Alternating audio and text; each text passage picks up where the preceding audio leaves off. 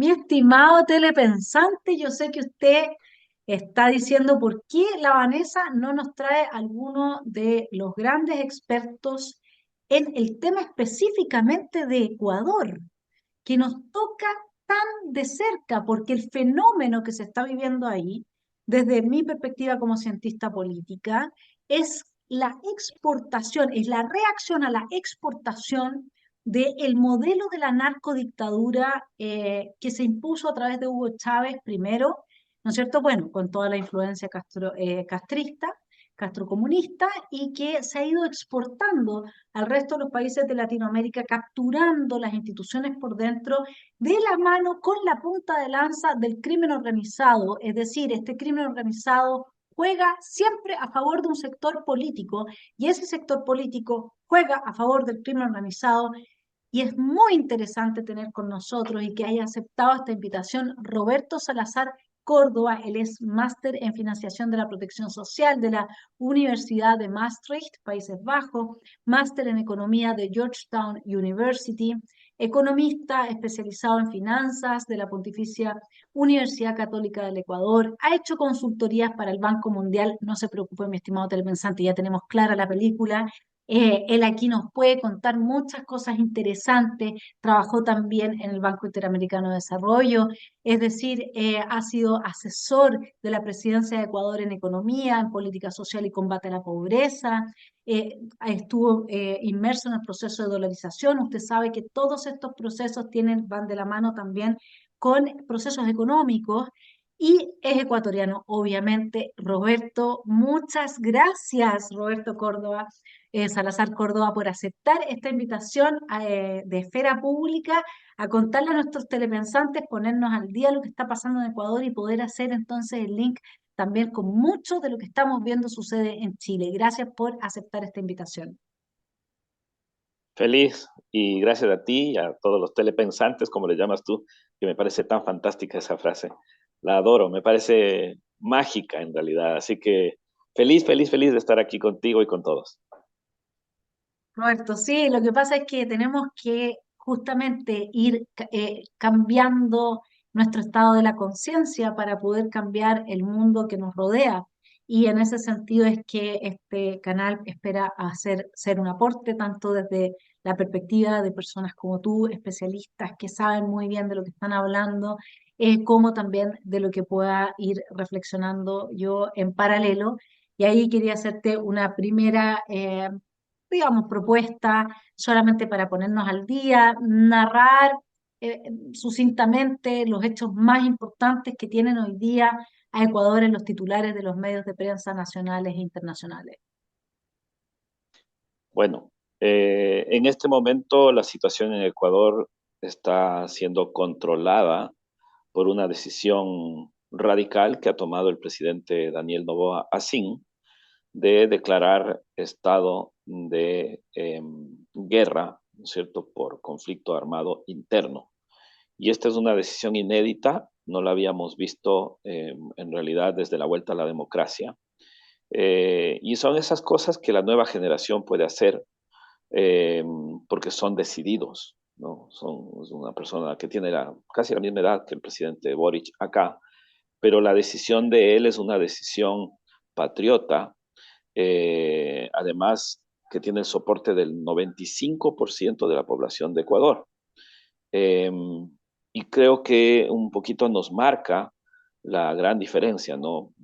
Como tú sabes, yo vivo acá en Chile desde hace 30 años y puedo dar fe de también lo que pasó desde el año 94 hasta este 2024.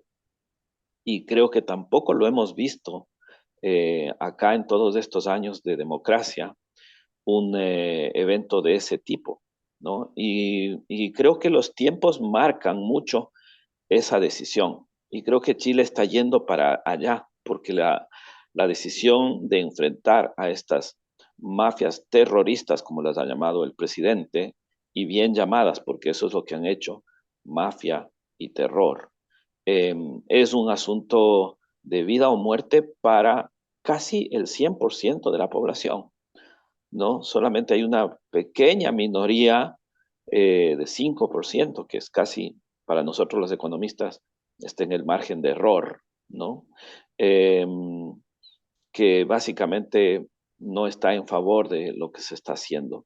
Y es porque para mí esto es casi como una segunda liberación después de 200 años de un poder internacional que está subyugando a nuestra región. Entonces, lo que está pasando en Ecuador en realidad es nuevamente, como decía, ¿no es cierto?, un sacerdote chileno y escribía en un faro en Valparaíso, Quito, luz de América, ¿no? Cuando Quito decidió en el 10 de agosto de 1809 tomar, ¿no es cierto?, y declararse una nación independiente. En esa época Quito era un país muy grande, la Real Audiencia era importante porque los españoles así la mimaron, dado que allí nació Atahualpa, el último emperador inca.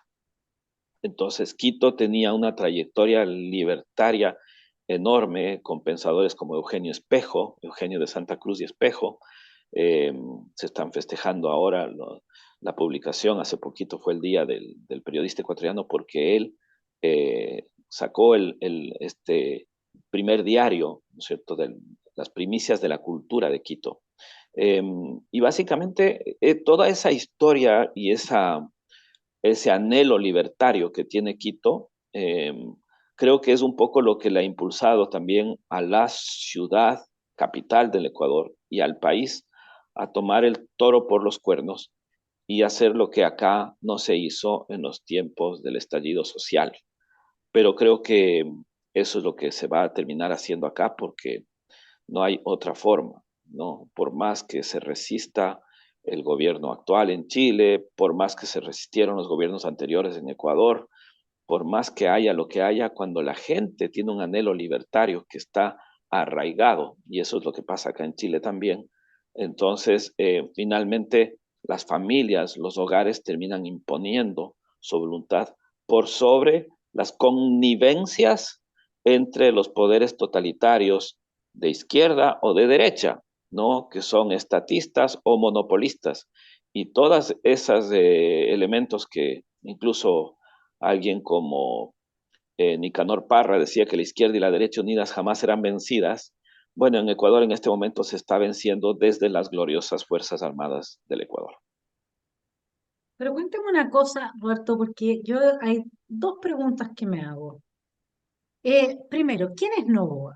Él, porque si nosotros vemos quién es Boric, Boric llega a la presidencia de la República gracias a la destrucción de la democracia, a un golpe de Estado que se le da a un gobierno democráticamente electo, que no tuvo, por una diferencia de 7 votos, la posibilidad de sacar al presidente definitivamente. Fueron 7 votos lo que salvó a Piñera ante la acusación constitucional. Pero no solamente eso, sino que no tuvo la posibilidad de avanzar aún más y radicalizar su revolución, su golpe de Estado, cubierto por este estallido social de gente que estaba muy enojada con los abusos de la clase política y por lo tanto pasaron volando bajo el radar del derecho y no se pudo ver realmente lo que estaba sucediendo, que ahora recién se reconoce fue un golpe de Estado, aunque algunos de nosotros lo vimos desde un primer momento, encubierto, como digo, con este tema del malestar social, que lo mismo hicieron en Colombia, en Ecuador también tuvimos de esto, etcétera. A mí lo que me pasa es que si tú lo piensas, Boric ya ha llegado a partir de, primero que todo, una alianza que está clarísimo con el crimen organizado. O sea, nadie puede decir que Boric indulta a los miembros de la primera línea y les paga pensiones de gracia de por vida a los revolucionarios porque sí, con el costo político que eso tiene. Eso lo hace porque obviamente que tiene que cumplir con su parte del trato.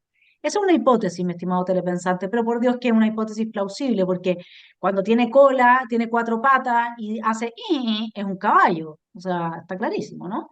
Entonces no es una lucha. Entonces, el punto acá es que es difícil esperar de la clase política gobernante que ha visto cómo sucede esto de que nosotros hemos tenido durante años una bancada pro crimen que ha impedido todo tipo de legislación para ponerle un límite al avance del crimen organizado, una bancada pro inmigración ilegal, porque nadie está en contra de la inmigración, pero de la inmigración ilegal que se usa como instrumento para desestabilizar los países, y eso lo está haciendo Chávez primero y ahora Maduro de forma muy clara y sistemática. Una bancada que no quiere que se penalice a quienes usurpan la propiedad de otros, y nosotros lo vimos con la última ley de usurpaciones, que prácticamente además de la regla del uso de la fuerza, además de la persecución de carabineros y Fuerzas Armadas y de orden por parte del Poder Judicial, lo que a uno le da la sensación es que una persona de la casta política, que tienen normalmente un tejado de vidrio, es decir, tienen mucho paño sucio escondido, y que sí lo saben ciertos jueces, que sí lo saben ciertos fiscales, investigadores, no tendría la fuerza para hacer lo que está haciendo el presidente de Ecuador y que necesitamos a alguien de afuera. El presidente de Ecuador es alguien de la casta, es alguien de afuera, es alguien que tiene por qué tener miedo en términos personales eh, por temas de corrupción, quizás de su familia, quizás que pudiese ser perseguido. Esa es una parte de la pregunta. Y en torno al mismo héroe en este momento que está decidiendo por amor a su patria, ¿no es cierto?, liberar de la opresión del crimen organizado a los ecuatorianos. La segunda parte de la pregunta es, este presidente que ustedes tienen, tú lo decías en un programa que estuve viendo, ha recibido el espaldarazo de los organismos internacionales de distintos países, incluso mencionaste al presidente Boric, pero nosotros sabemos cómo es la izquierda y cómo después persigue a quienes en su momento los persiguieron y a quienes les hicieron la vida imposible. ¿Consciente el presidente Noboa de esto? A ver, em, Daniel Noboa Sin es hijo de Álvaro Noboa, que es un ex candidato varias veces. De hecho, él perdió las elecciones contra Rafael Correa Delgado, ¿no? Su padre perdió las elecciones varias veces. Y bueno, Alvarito Noboa, como le llamamos en Ecuador, era junto con Isabelita Noboa los dos grandes herederos del imperio creado por su padre, Luis Noboa Naranjo, eh, que es quien creó el imperio bananero de Ecuador. Ecuador es básicamente el primer exportador mundial de banano, pero claro, para ser tú el primer exportador mundial del banano debes tener flotas pesqueras, debes tener eh, tremendas cantidades de tierra, bueno, una cantidad de empleo. Imagínate que en Ecuador incluso hay una ley del banano, ¿no? Porque, bueno, así es el país, y este fue por mucho tiempo el gran producto hasta que apareció el petróleo, ¿no? Es un grupo económico, quizá el principal grupo económico de Ecuador, el grupo Noboa, ¿no? Y Daniel Noboa Sin es el heredero, ¿ya? Él no es un recadero de la oligarquía, ¿sí? Tú podrías pensar, por ejemplo, que Sebastián Piñera, con todos los recursos que tiene, podría ser un recadero de toda, ¿no es cierto?, Sanhattan, básicamente, ¿no es cierto? Y es quien en su momento, merced a sus buenos negocios, etcétera, acumuló una cantidad de dinero como para poder apostar en el juego político, ¿no? Tú como cientista política sabes que los políticos buscan dinero y el poder para buscar dinero. O sea, finalmente el dinero Sí, es, ¿no es cierto?, la variable. Hay sí. un libro maravilloso del MIT, de Person y Tabellini, no sé si te lo has cruzado, No, de Political Economics se llama, ¿no? Y yo le hago una traducción como Economía de la Política. ¿Ya? Este es un libro de texto que yo usaba en mis clases de teoría y política fiscal en la Universidad Católica en Quito. Eh, y es un libro de posgrado, pero yo lo daba en pregrado a mis alumnos porque, y les decía a ellos, miren, en dolarización en Ecuador, tú necesitas entender cómo funcionan los políticos, pero vamos a usar instrumental microeconómico, no macroeconómico, microeconómico. ¿Ya? Y eso te permite entenderle a Daniel Noboa así. ¿Ya? Él entra a la política por dinero. ¿Cuál dinero? El dinero viejo del Ecuador, la plata vieja, la plata de una casta que está enfrentando una competencia por los puertos, por la logística, por la mano de obra incluso, por el capital y las formas de exportar y de ser productivo, porque se está tomando el Estado como nación, no como solamente como instituciones públicas, ¿no es cierto?, sino el Estado amplio, el narco, ¿sí? Y entonces tiene que ir básicamente no un recadero, sino un heredero a pelearla, ¿sí? Y es por eso que uno entiende que esto es una revolución libertaria nuevamente, porque es un salir a un nuevo estadio de economía que es necesario para que se dé el progreso y la paz en el país. Algo parecido a lo que hizo Simón Bolívar en su momento, con todos los recursos que él tenía, ¿cierto? Entregándolos y poniéndolos a la causa de la libertad entre los criollos para poder ser más libres de las imposiciones de la corona española, ¿verdad?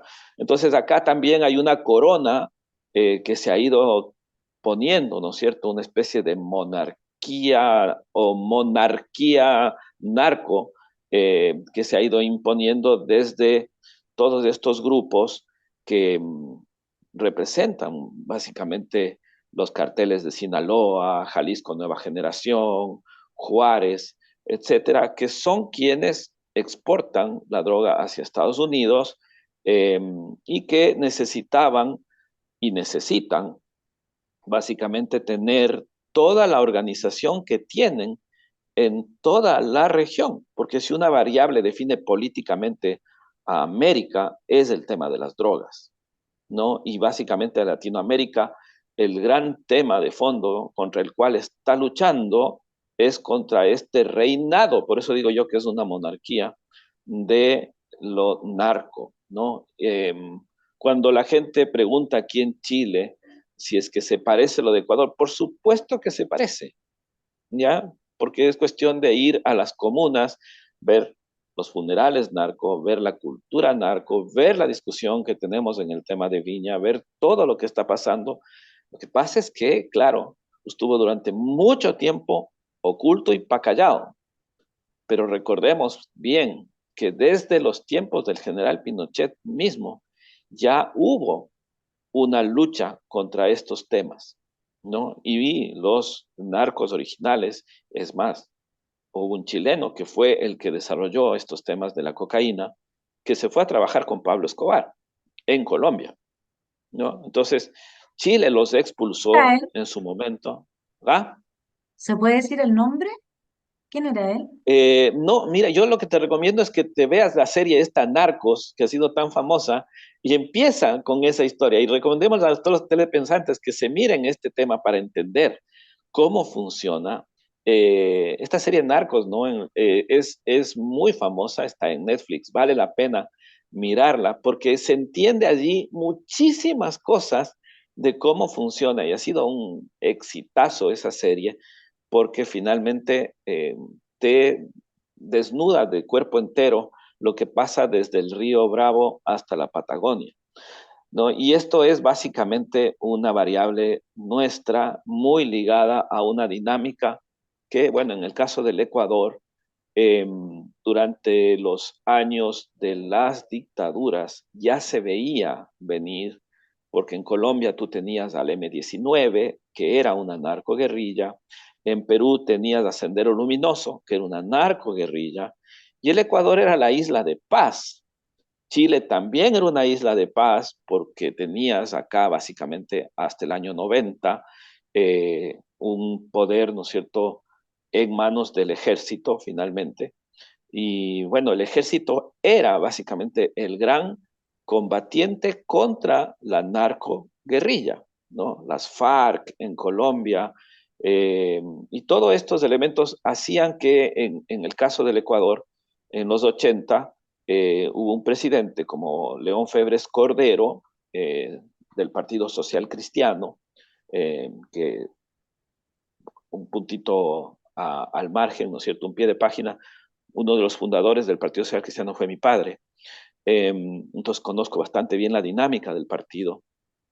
Eh, bueno, León Febres Cordero sacó los escuadrones volantes para acabar básicamente con la capacidad logística y operativa de Alfaro Vive Carajo, digamos que era la guerrilla ecuatoriana, ¿no? Entonces quedó mucho resentimiento, no se terminó ese trabajo, eh, y finalmente cuando entra al poder Rafael Correa en el año 2006 como ministro de Finanzas y 2007 como presidente hasta el 2017, él recupera, ¿no es cierto?, a grupos delincuenciales organizados, que tenían mucha de esta historia del Ecuador, ¿no es cierto? Por ejemplo, los Latin Kings, que estuvieron creciendo con hijos de migrantes en Estados Unidos, los ex Alfaro Vive Carajo, que fueron varios ex ministros de su gobierno,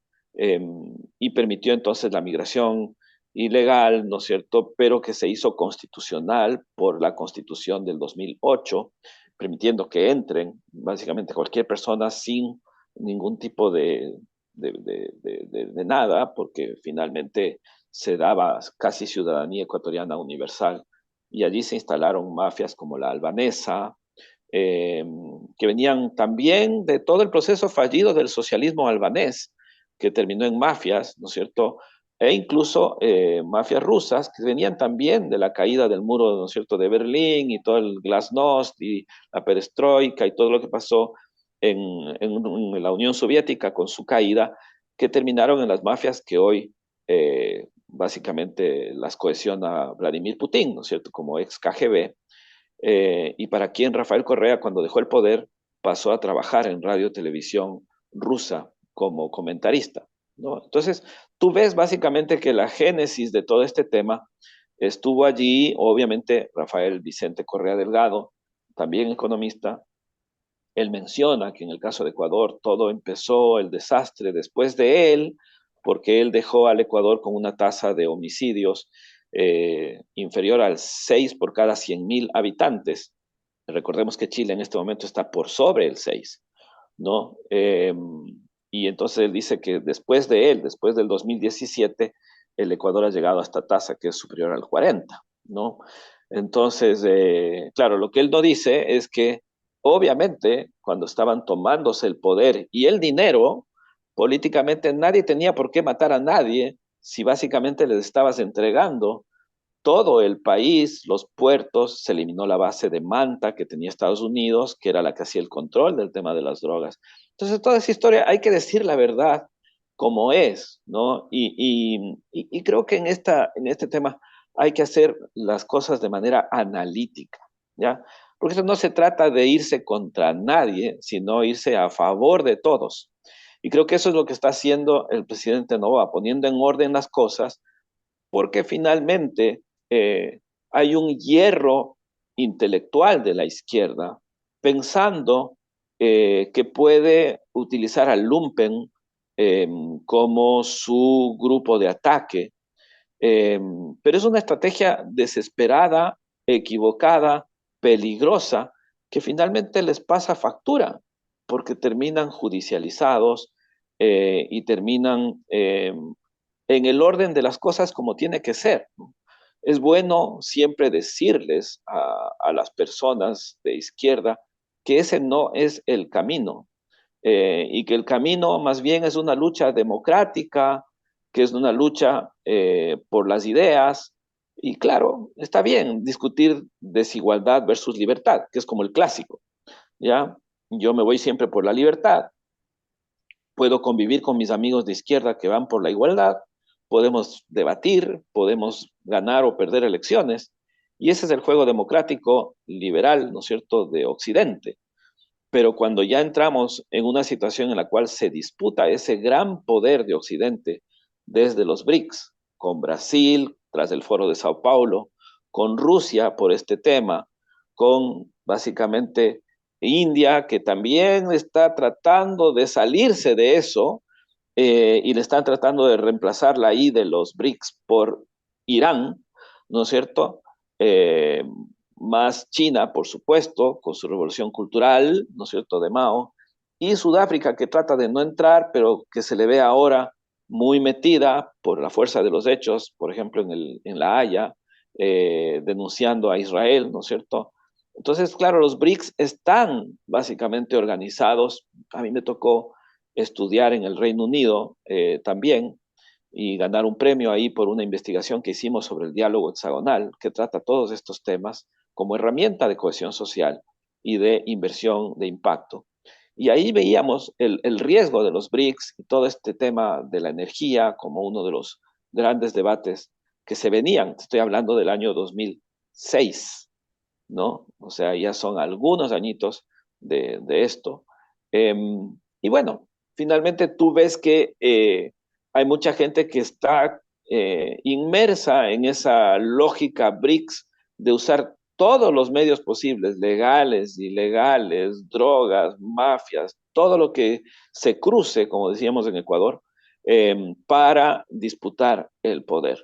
Un poder que finalmente, cuando las castas tradicionales patrióticas salen a su encuentro desde una derecha real, eh, entonces encuentran cara y terminas básicamente liberando a América. Creo que un poquito de eso es también lo que está haciendo un poquito bastante Javier Milei en Argentina, lo que está haciendo Bukele en El Salvador, pero también lo que se está haciendo desde Geert Wilders en Holanda, ¿no sé, en los Países Bajos, o lo que está haciendo Giorgia Meloni en Italia. Entonces hay como un despertar real frente a esta situación global porque estamos inmersos en una tercera guerra mundial. Y entonces Chile difícilmente puede decir que no es Ecuador, porque esta guerra nos involucra a todos, porque todo lo que está pasando es parte de un plan real que viene operado por quienes eh, básicamente se desnudaron de cuerpo entero cuando Rusia atacó a Ucrania y fueron los primeros en salir a aplaudirle a Rusia, ¿no? Cuba, Venezuela, Nicaragua, que han sido básicamente quienes han ido sosteniendo todos estos elementos de este gran combate global anticapitalista, ¿no? Porque ellos básicamente lo que han ido haciendo es una forma de destruir el capitalismo que crea clases medias poderosas en beneficio de clases altas que son conniventes, diríamos, ¿no es cierto?, entre los monopolistas que tratan con el Estado y los estatistas que tratan con los demás. Entonces, una vez que Sí, tú consolidas el poder y el dinero, básicamente destruiste la clase media y eso es un poquito lo que ha pasado en Ecuador.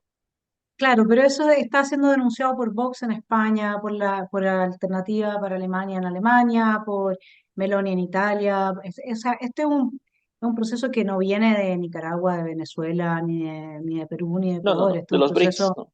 que viene, no, este es un proceso que viene de los organismos internacionales, la Agenda 2030, y el objetivo definitivamente es despoblar al planeta. Eso nosotros lo sabemos. Las reuniones de la ONU, que ya no se llama ONU, ya no se llama Organización de Naciones Unidas, se llama Sistema de Naciones Unidas, con lo cual te está hablando del nivel de ingeniería social que esta gente quiere promover, el proceso de desnacionalización de toda Latinoamérica a partir de la inmigración forzada que se provoca producto de una tiranía, una dictadura como la de Maduro, bueno, y previamente de Chávez, ¿no es cierto?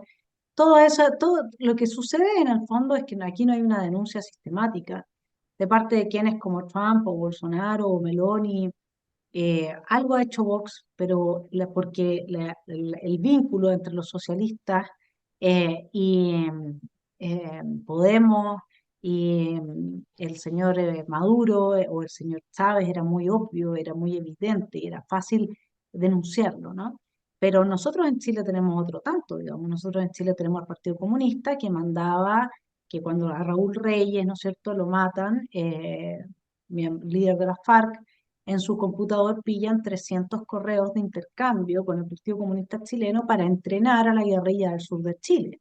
Nosotros tenemos en nuestro país a la asesora de la primera eh, candidatura, digamos, periodo de candidato presidencial de Boric, que se abraza, la Doris González, creo que se llama, no me acuerdo si ese es el apellido, que está abrazada con Maduro en varias fotos, digamos, o sea, es una cuestión obvia y evidente.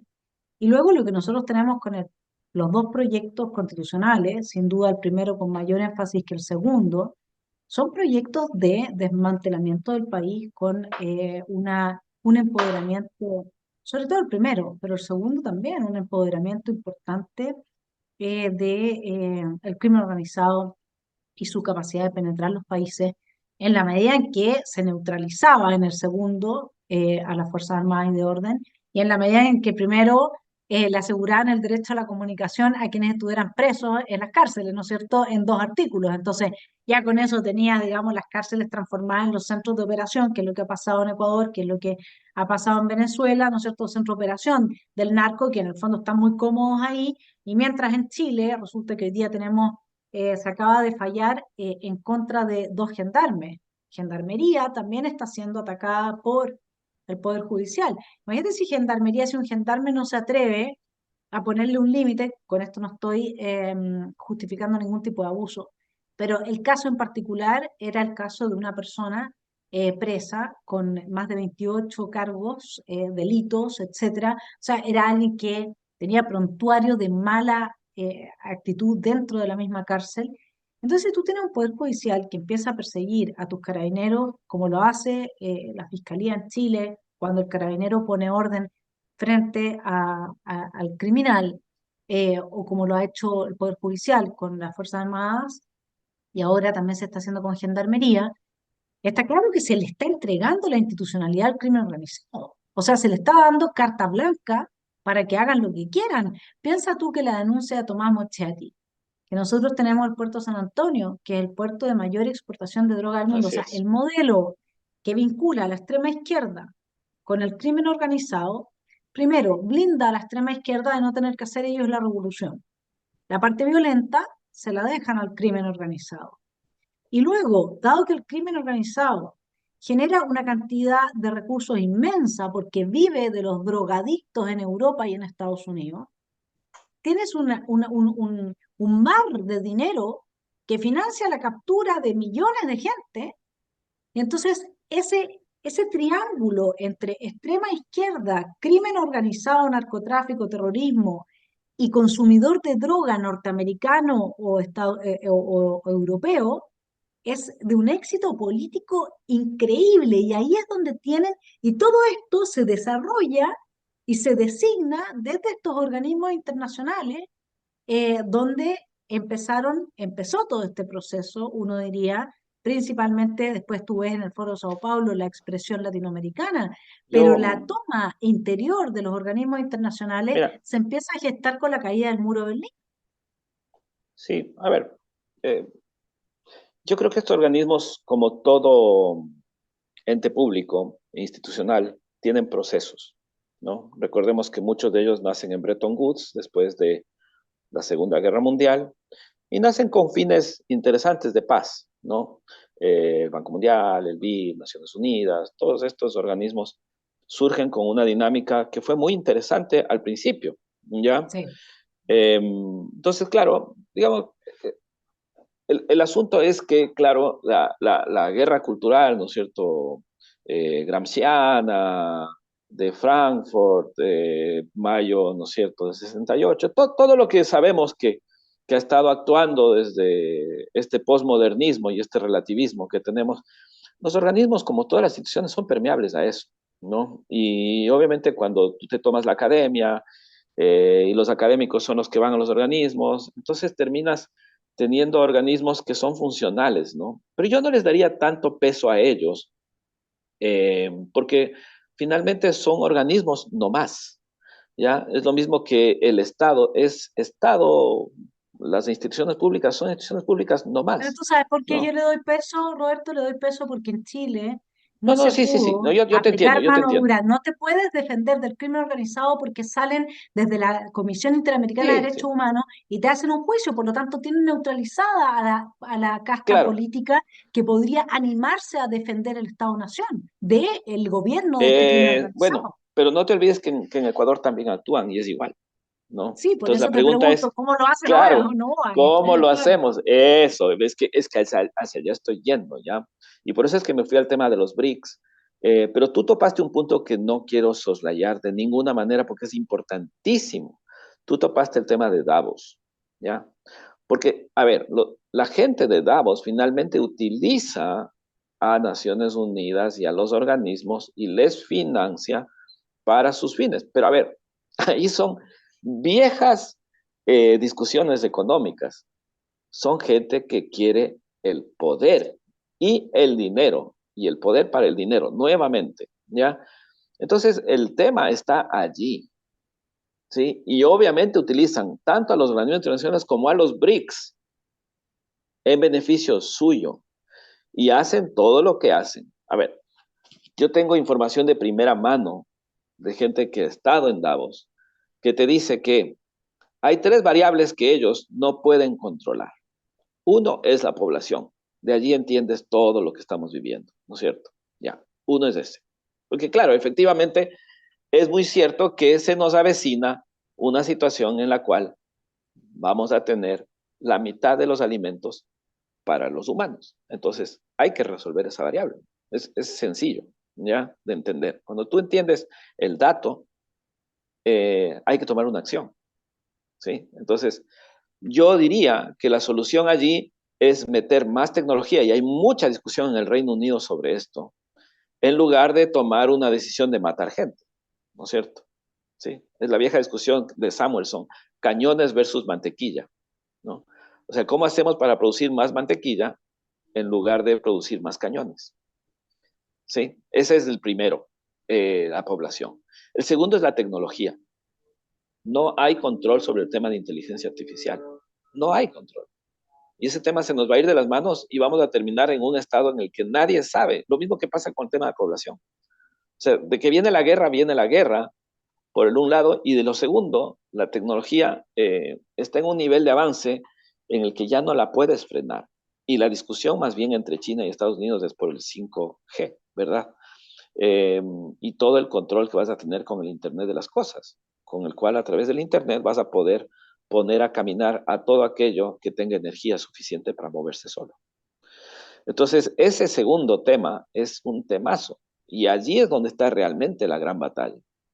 Y el tercero es el clima, ¿sí? ¿Por qué? Porque el tema del clima, mira, sea que sea antropocéntrico o antropogénico o no, o que sea un fenómeno natural de ciclos larguísimos geológicos, lo cierto es que vamos a tener una situación muy complicada, ¿no?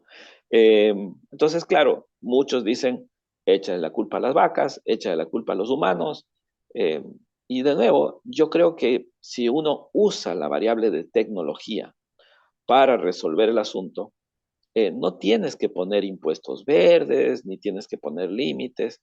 Si usas la tecnología y el mercado, resulta que el capitalismo es capaz de vencer a todas estas variables.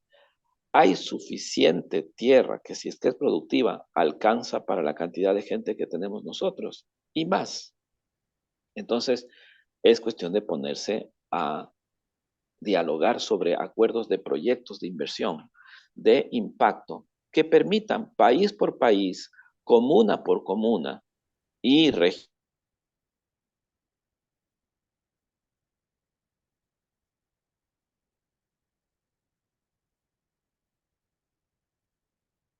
por región, es cómo haces que el capitalismo prospere, y cómo haces que esto se dé juntando a los intereses de los burócratas en lo público, de los empresarios en lo privado, de las ONGs que tienen sus tanques de pensamiento, a las comunidades que tienen sus propias lógicas muy tradicionales, a la gente de la academia y de los medios y a los de los organismos internacionales, porque finalmente todo el mundo va a seguir existiendo. Esa es la realidad, Claro, ¿cierto? pero Roberto, pero aquí tú partes de premisas que yo creo que no pueden tomarse como axiomáticas, es decir, no pueden tomarse como verdades irrefutables. En la década del 70 y del 80, todos los periódicos norteamericanos anunciaban el congelamiento del planeta, el congelamiento.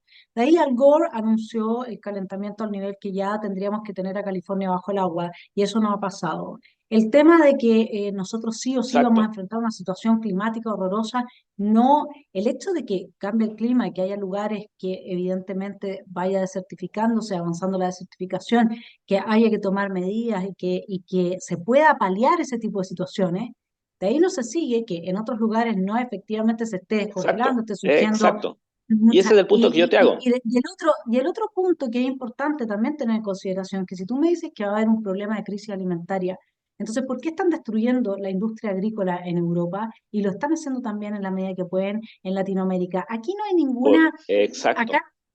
acá no es un tema de que ellos estén preocupados porque no va a haber para comer. Si No, tú no, no, estás viendo no. Es las que están protestas hoy día en equivocados. Alemania, no, es que más allá de estar equivocados, ellos tienen un plan. Si aquí hay un tema que yo tengo una Por entrevista supuesto. que Jacques Cousteau le da a la UNESCO, donde Jacques Cousteau dice que para lograr el mundo que ellos quieren, tienen que morir 350.000 personas al día en Es los que ese próximos es el 20 años. error. Ese es el error. Porque la estrategia de ellos es matar o morir. ¿Ya? Y ese es un error. Por eso es que yo, a ver, voy al punto de fondo de esto.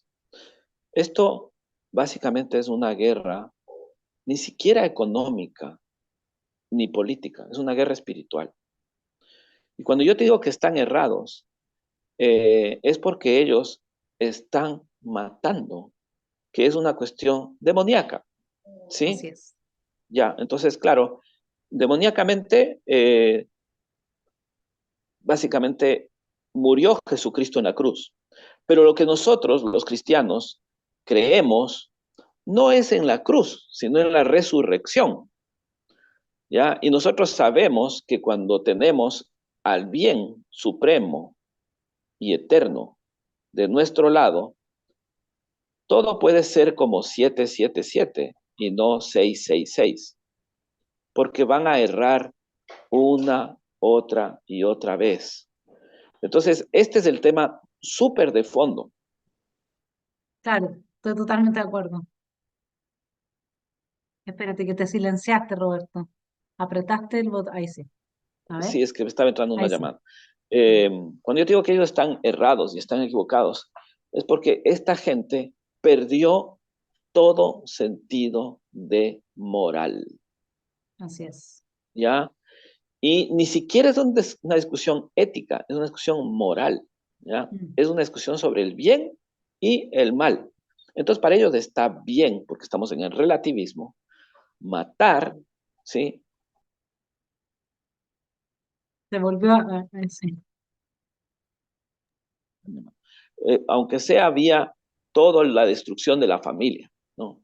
Cuando yo te estaba hablando de este hexágono, que es la solución para la inversión de impacto, el hexágono está centrado en la familia y en el hogar.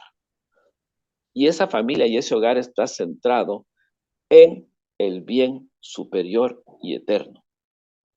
Entonces, cuando tú te fijas en ese punto, todo lo demás no te va a asustar, ¿ya? Y es importantísimo conversar en estos espacios sobre aquello, porque hay que hablar de la solución y hay Así que hablar es. del combate, ¿no es cierto? Pero ¿cuáles son las herramientas? Están escritas en todos los libros sagrados, porque ni siquiera es que es uno u otro, porque tampoco vamos a hablar aquí que el cristianismo tiene la única solución. Yo conozco muchos amigos musulmanes que tienen tremendas formas espirituales de ligarse, amigos chinos, ¿no es cierto?, que tienen formas, ¿no es cierto?, por ejemplo, en el Tíbet o en otros lugares, con los cuales puedes conectarte con el bien, eh, al, a, de por vida, ¿no es cierto?, como familia y como raza.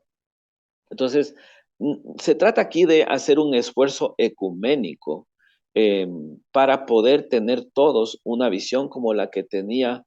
A mí me encanta la encíclica de Ratzinger, Benedicto XVI, sobre la verdad en la caridad, ¿no? Entonces, claro, todo lo demás es mentira, porque falta amor, falta caridad, el caritas, ¿no? Entonces, ¿qué es lo que nosotros tenemos que hacer? Básicamente está escrito. Tenemos que tomar los dos grandes elementos, que es ese amor por lo bueno, eterno, por sobre todas las cosas. Y segundo, tomar el amor al prójimo como a uno mismo. Entonces, cuando yo te digo que ellos están errados, es porque ellos están matando al prójimo, pero ellos no se matan a sí mismos. Entonces, ahí hay un problema moral, ¿sí? Y un organismo internacional que se presta para eso, y un grupo de países, por sus siglas, ¿no es cierto?, que se prestan para la guerra, tampoco son. Entonces, cuando tú tienes que enfrentar una guerra, que es una guerra santa, ¿sí? Entonces tienes que hacerlo. Y nosotros ya lo hemos hecho, ¿ya? Entonces, aquí el punto es, Noboa, Daniel Noboa Sin y el Ecuador está enfrentando esto. Y no es coincidencia que sean los 150 años de la consagración del Ecuador al Sagrado Corazón de Jesús, hecha por Gabriel García Moreno. Entonces, lo que estamos diciendo en Ecuador es que necesitamos menos liberalismo en el sentido de Eloy Alfaro y necesitamos más conservadurismo en el sentido de Gabriel García Moreno. Necesitamos tiempos más garcianos.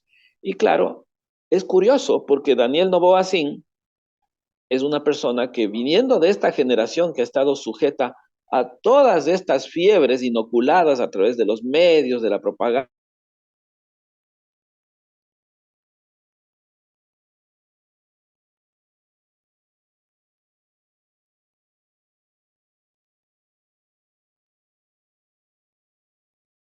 en algún momento decidió a la política para ser diputado, para poder representar y para poder desafiar a lo que él le toca desafiar. Pero claro, él sí estudió, sí se graduó y además hizo posgrados y además se metió para construir, no para destruir. Y allí es donde tú puedes ver básicamente quién es con el que debes juntarte. Debes juntarte con el que destruye o con el que construye. Si tú vas a juntarte con el que destruye al que destruye, te creo. ¿Sí? Pero si vas por otro lado, no te lo creo, ¿no? Así que un poquito por ahí es la cosa.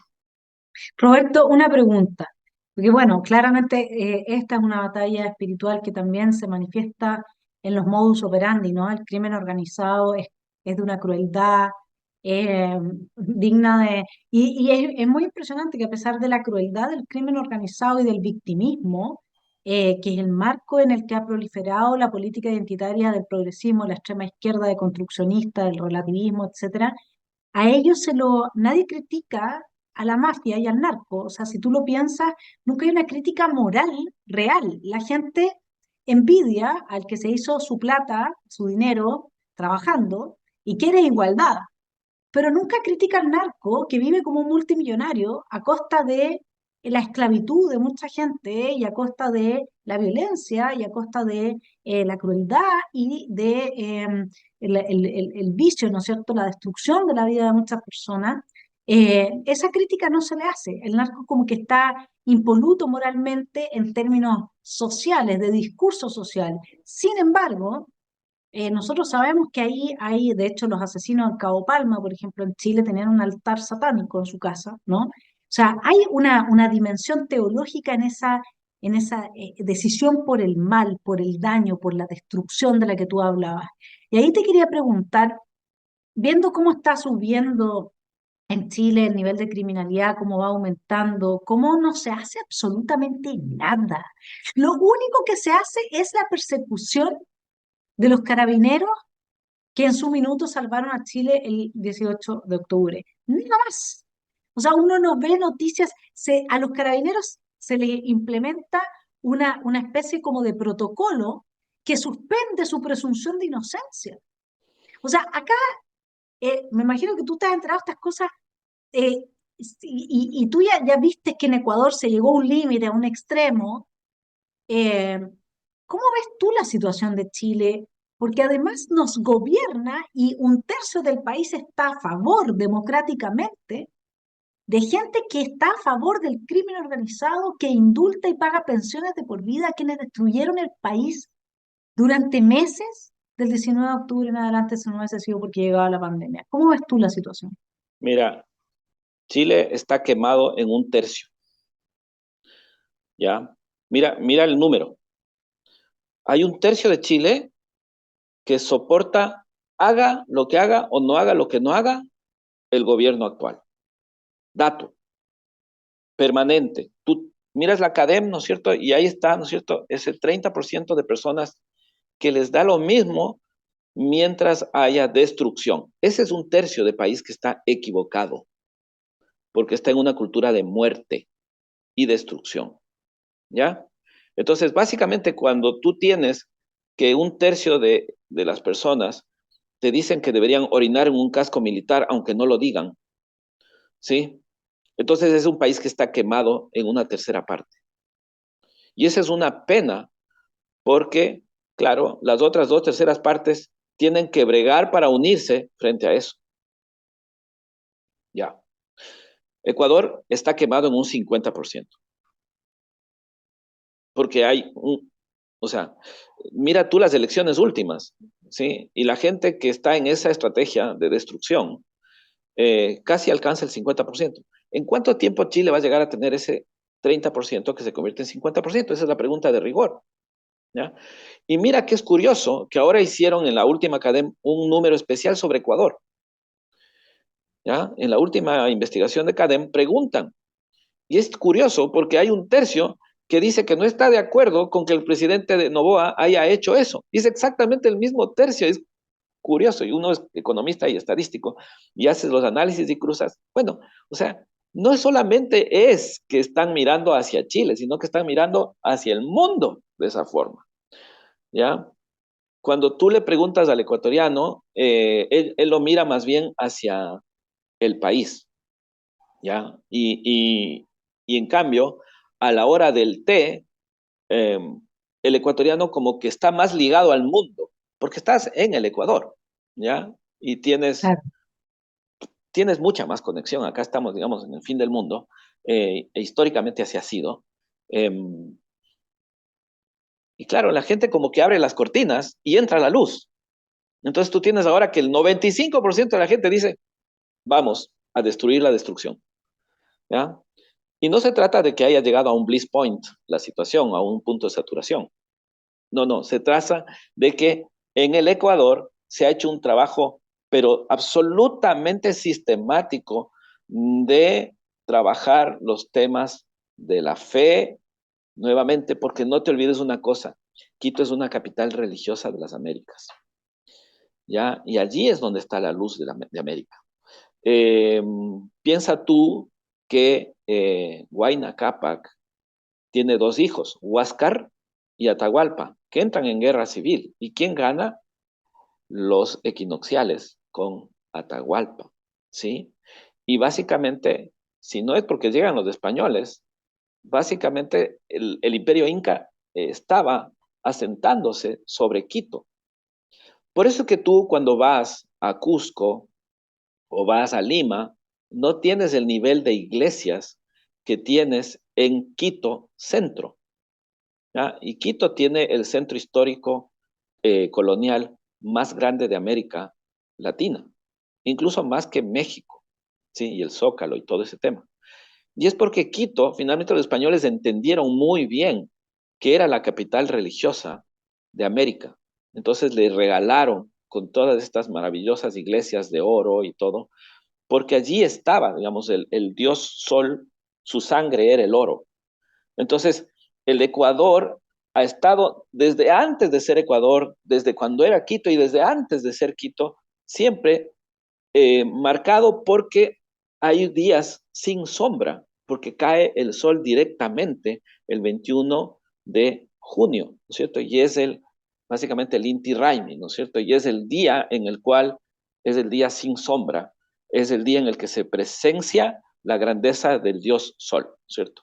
Y muchos de los, o sea, el sincretismo cultural que se dio ahí es brutal, ¿no? Entonces, eso hace que uno abra las cortinas y tengas, ¿no es cierto?, la entrada de la luz. ¿Qué es lo que acá hay que hacer? A mí me encanta, por ejemplo, el trabajo de Ramírez, ¿no es cierto?, en el tema de artistas libres y todo lo que se está haciendo, porque esa es la batalla. Y con ellos hemos conversado hartísimo. Pero viene otro tema, que es no quedarse en el ora, sino en el labora. Ora et labora, ¿no es cierto? Y eso tiene que ser urbi et orbi, y tiene que ser per secula seculorum. ¿Ya? Claro. Entonces tú, claro, te fijas, entonces son tres máximas, ¿no es cierto?, latinas, que hay que asumirlas acá en Chile de nuevo, porque Chile cuando estuvo metido en esto, le fue súper bien, ¿ya? Porque dejó que entre la luz y obviamente después vino toda esta deconstrucción, ¿no? Y entonces este quemado, y yo digo quemado porque está más cerca del infierno que nada, que llega a quemar iglesias, ¿no es cierto?, como la iglesia de Carabineros, ¿no es cierto?, coincidencialmente, o llegan a hacer rituales satánicos sobre la tumba, ¿no es cierto?, del soldado desconocido en la Plaza Baquedano. No es coincidencia, ¿te fijas? Entonces, son todos esos elementos que finalmente en el altar del octubrismo satánico, ¿no es cierto?, llegas y ofreces, ¿no es cierto?, estos temas para tener la fuerza del demonio. Acuérdate que en Venezuela también se hizo lo mismo y se sacaron los huesos de Bolívar, supuestamente para probar, ¿no es cierto?, temas de estos. Y finalmente lo que hicieron fueron actos de magia negra, a los cuales uno no debe temerles, porque uno está con Dios. Y obviamente, eh, si tú tienes fe, básicamente no pasa nada, ¿no es cierto? Porque un cristiano no debe temerle a la muerte, ni a los demonios, ni al mal, ni a todos sus pequeños soldadesca, ¿no es cierto? Porque finalmente tú eres alguien que tiene que orar y laborar. Y fíjate lo que te voy a decir. Orar y laborar no es una cuestión de me levanto, hago oraciones, trabajo y regreso, hago oraciones. No. Mientras trabajo, hago oración. Santidad en la vida diaria, decimos en Schoenstatt. ¿Sí? Y decimos también, ¿no es cierto?, el tema de hacer las cosas ordinarias de manera extraordinaria, decía el padre Kentenich. ¿Sí? Eh, o también San Ignacio de Loyola decía que hay que en todo amar y servir, en todo, cuando tú saludas, cuando te despides, etcétera. Pero, Y es Roberto, esa ahí la solución. sí, tengo que hacerte una pregunta. Eh, que es inevitable, ¿no? Yo estoy trabajando en este momento un libro propio, personal, y también me es inevitable entrar en el último texto del Papa Francisco sobre el cambio climático, donde él dice que la cultura posmoderna es una maravilla, porque por fin tenemos una cultura que se preocupa de el más débil. ¿M? No lo puedo justificar al Papa Francisco bajo ninguna circunstancia, hay personas que lo hacen, yo no lo puedo hacer, porque no tengo problema con mirar el mal de frente, así de simple. Y la iglesia entera se está cayendo a pedazos. Yo acabo de hacer una publicación, aquí estoy en Alemania, fue una iglesia maravillosa, gigantesca, que le dicen la Notre Dame de Múnich, y adentro está pintada, pintada por la deconstrucción, digamos, pintada Sí, entera. vi tu Todo, post, todo vi tu post, o sea, vi tu pero post. eso, créeme que es un botón de muestra de lo que he vivido. O sea, yo el año nuevo fui a una iglesia que era evangélica, esta otra era católica. La música del concierto era disonante. ¿Tú sabes lo que eso significa? Era Sí, disonante. correcto. O sea, era desquiciante. Eso era lo Claro, que la destructiva. música del concierto, Ruido, ruido, destructivo, ruido. absolutamente. Ujú. Y con un ego. Entonces, a ver, tenemos un problema. El problema es que hoy día hay una parte importante y el cisma se está viendo, sobre todo con todo este tema del mandato o la sugerencia papal a bendecir, ¿no es cierto?, a parejas homosexuales. Yo no tengo nada, yo soy liberal, no tengo nada en contra de la homosexualidad, pero entiendo que la iglesia, digamos, ha tenido históricamente una postura y también entiendo por qué tiene esa postura, digamos. Y luego hacer el cambio es dentro del contexto en el que estamos, es un tema complejo desde la perspectiva de la deconstrucción y la destrucción de los fundamentos valóricos de nuestra cultura. Entonces tú me hablas a mí del cristianismo, de Schoenstatt, no nos olvidemos del problema de la pederastía al interior de la iglesia, si la iglesia no puede oponer resistencia a la deconstrucción, porque su propia gente, en parte, obviamente que no toda hay gente muy buena, pero en parte cayó en la depravación y en el horror de violar a niños sistemáticamente. Entonces, no, no sé si yo podría hablar con la esperanza que hablas tú, y por eso te estoy preguntando sobre este tema en particular, sobre tu visión, y qué crees que en este contexto va a pasar con la iglesia, porque esto no está lejos del tema que nos convoca. Hay denuncias gravísimas respecto al Banco del Vaticano y las cuentas del señor Evo Morales y las cuentas de cuánto político relacionado con el narco hay. O sea, aquí hay todo esto está todo Te entretejido. lo, te lo Entonces, pongo en, te lo pongo en sencillo. La iglesia es la gran prostituta. Se lo ha dicho, ¿no es cierto?, históricamente y en mucha literatura. Y es verdad, porque la iglesia es humana y los humanos somos así. El gran tema es que nosotros tenemos tres grandes virtudes que nos llegan al 777 y que nos llevan a la santidad. A pesar de todo, y hasta el último segundo de nuestro respirar en esta tierra, podemos tener fe, esperanza y amor. ¿Ya? Y mira, ¿qué más pecador que San Pablo, que mataba, ¿no es cierto? Como judío, mataba a cristianos. Y bueno, nosotros le tenemos a él representado con una espada y a San Pedro con unas llaves, ¿no es cierto? Cuando tú vas al Museo Vaticano, es curioso porque por la gestión de este par, eh, están ahí arrumados todos los dioses del pasado, porque es fantástico ir al Museo del Vaticano, es una cosa única, porque ahí tú te das cuenta el poder de Dios para poder llegar, ¿no es cierto?, con la gran prostituta que es la iglesia y con estos grandes pecadores eh, a conquistar una humanidad que, bueno, digamos, nosotros estamos en una nueva Roma ahora y podemos ver, ¿no es cierto?, grandes imperios que han sido brutales, ¿no es cierto? Los bárbaros, incluso cómo destruyeron eh, Roma, pero bueno, se levantan. Y además los cristianos, independientemente, o sea, nosotros no somos los curas, ¿sí? Y los mismos curas no son ellos mismos pasado cierto tiempo. Y lo mismo pasa con los delincuentes, ¿no es cierto? No necesariamente, y muchos narcos, o fíjate el caso de Popeye, ¿no es cierto? Este gran lugarteniente de Pablo Escobar. Es que es eso, porque si tú tienes fe, esperanza y amor, resulta que hasta el más pecador, putrefacto y horroroso de todos puede tener posibilidad de salvarse, ¿ya? Entonces aquí el asunto es, a ver, esto además nos une con otras religiones, ¿ya? Yo tengo sangre china, 37.5% de sangre china.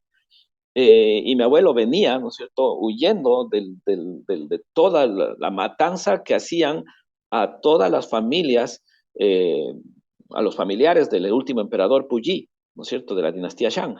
Nosotros somos de esa familia. O sea, mis primos son Shang en China. Y básicamente los mataban. A mi abuelo le tocó ver cómo mataban a su hermano en la playa. Y ellos no eran cristianos, porque obviamente no eran cristianos. Sí, el último emperador era lo menos cristiano que pueda haber. Y mi abuelo cuando llegó a Ecuador, a los 11 años, de polizón, salvando su vida, este, decidió hacerse ecuatoriano, decidió hacerse católico y crió a mi padre y a sus 12 hijos en, en eso, ¿ya? Y nunca se arrepintió y nunca les enseñó chino, ¿ya? Porque a él le parecía que había que romper con todo eso, porque él encontró que la caridad cristiana que había en Ecuador era maravillosa.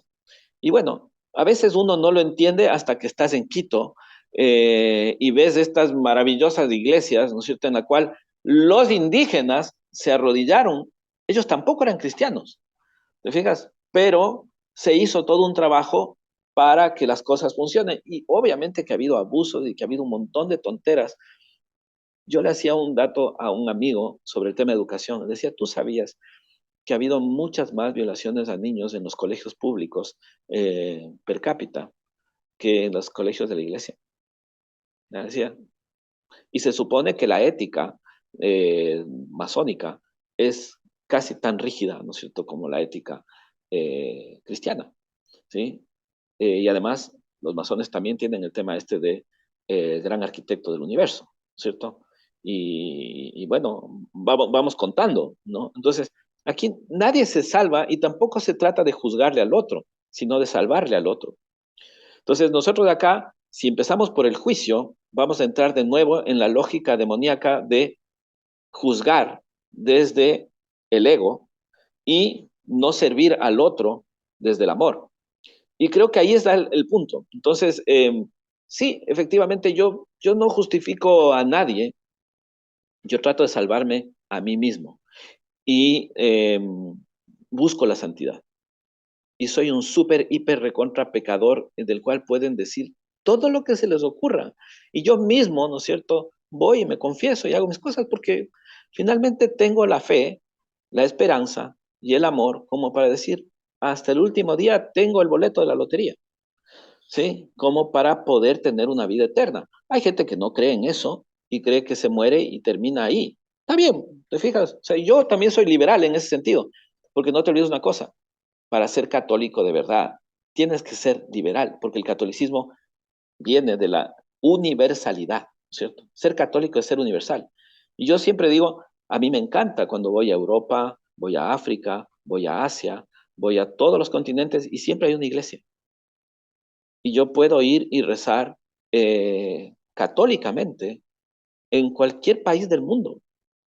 Es curioso, ¿ya? Pero es ese universalismo que te hace que más allá de las diferencias, ¿no es cierto? ¿Qué vamos a hablar de que Chile es Ecuador o Ecuador es Chile? Si podemos hablar de que en Ghana, por ejemplo, cada vez que yo hago mis talleres de diálogo hexagonal, la gente empieza orando y termina orando y oran musulmanes al principio, en el otro les toca a los cristianos al principio, o al final les toca a los hinduistas, ¿no es cierto? Da lo mismo, ¿te fijas? Y el asunto es que Sí, cuando claro, tú pero ahí encuentras yo ese, creo que hay que tener un cuidado extremo en que el ecumenismo no devenga en una homogenización, ¿no? Porque la gracia de la diversidad que se manifiesta por orden natural, digamos, en la vida de todos nosotros y que podamos compartir el espíritu. Lo espiritual es lo universal, pero lo particular tiene su lugar el hecho de que existan personas que tienen una vida distinta de otras personas y que tienen y que comparten un amor por ese país, un amor por esa ciudad, un amor por esa iglesia, y no por eso un desprecio por la otra, pero sí es esa la iglesia que te convoca o el claro, mensaje o la manera del mensaje.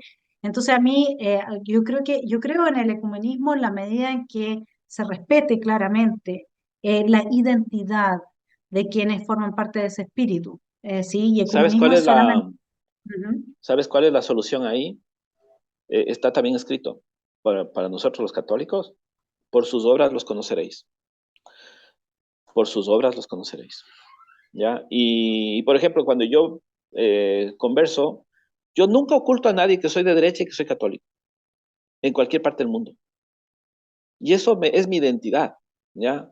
Y yo trato de hacer, por ejemplo, obras de diálogo, ¿sí? Porque finalmente es para mí una forma de hacer misión, y esa es parte de mi mandato. Y yo sé que hay mucha gente que tiene la misión de también tratar de convertirme, ¿no es cierto?, a su creencia o a su cuestión. Está bien, pues, o sea, yo converso con los de izquierda, pero suele pasar que por formación, por experiencia, ganas los debates, ¿sí? Pero muchas veces no es que ganas porque eres tú. Yo estoy absolutamente convencido de que no soy un bacán, como se dice en Ecuador, sino de que yo he aprendido a través de la vida, desde muy pequeño, a dejar que hable el Espíritu Santo. Y cuando tú dejas que hable el Espíritu Santo, las cosas son las que tienen que ser y no las que tú quieres que sean. Por eso es este el tema del ora et labora. Porque realmente el rato que empiezas, ¿no es cierto?, a hacer de tu trabajo oración y de tu oración trabajo, resulta que llega un punto en el que tenemos esta conversación que nos estarán viendo no solamente los telepensantes, sino los teleorantes.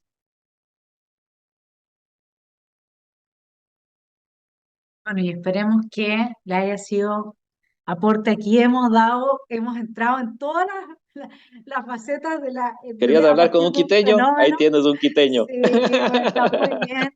Mi querido Roberto, hemos cumplido el tiempo y podríamos seguir sin duda que vamos a Sí, vamos retomar a esta conversar sin duda. conversación. vamos a ir profundizando. Es difícil encontrar personas que puedan moverse en todos los campos y en todas las dimensiones en una conversación de una hora. Se agradece enormemente y me quedo con la esperanza de que entonces Quito sea la luz en la que renazca fuertemente el cristianismo, en que Argentina sea la luz en la que renace la libertad económica y en Chile el amor entre los chilenos, el amor por quienes somos, por nuestra identidad, y así cada cual sea un faro para el mundo en esta trilogía de la Sí, fe, de déjame la decirte esperanza, del amor. déjame decirte algo que yo lo siento en el alma, ¿sí? Realmente. Chile es, ha sido y será la copia feliz del Edén. Y eso solamente depende de nosotros. ¿Y sabes qué? Estamos confrontados a cosas horribles, pero como aquí también somos hijos del rigor, no hay otra forma. Así Así que es, adelante, adelante siempre, nada, adelante nomás. ¿Ya? Un así abrazote, es. muchas gracias. Un abrazo, Roberto. Dios te Gracias bendiga, a ti y a a ti todos. también. Chao. Chao, chao.